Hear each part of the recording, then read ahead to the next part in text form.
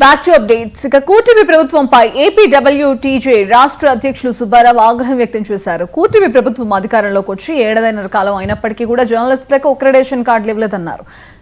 ఇక జనవరి 1 లోపు జర్నలిస్టులకు కొత్త అక్రిడేషన్ కార్డులు ఇవ్వాలని, లేకపోతే సమాచార శాఖ మంత్రి కొలుసు పార్థసారథి రాజీనామా చేయాలని ఆయన డిమాండ్ చేశారు. 2019కి ముందు 23,000 ఉన్న అక్రిడేషన్ కార్డులను వైసీపీ హయాంలో 9,000కే పరిమితం అయ్యాయని, అర్హులందరికీ కూడా అక్రిడేషన్ కార్డులు ఇస్తామని చెప్పిన కూటమి ప్రభుత్వం ఆ దిశగా దృష్టి సారించలేదని గుర్తు చేశారు.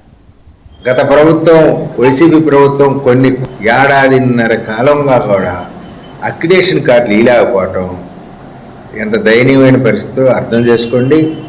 దీనికి పార్థసారథి గారు నైతిక బాధ్యత వహించాలి.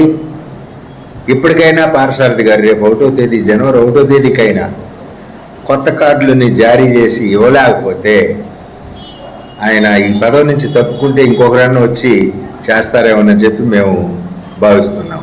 ఎందుకంటే మొత్తం ప్రభుత్వం కూడా ఆలోచించుకోవాలి. ముఖ్యమంత్రి చంద్రబాబు నాయుడు గారు కానీ, లోకేష్ గారు కానీ, పవన్ కళ్యాణ్ గారు కానీ, మీరు కూడా ఆలోచించి ఈ వైపు దృష్టి పెట్టండి. ఒకసారి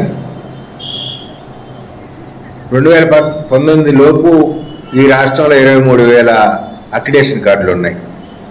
2019 తర్వాత ఆ కార్డులు 9,000కి పడిపోయినాయి.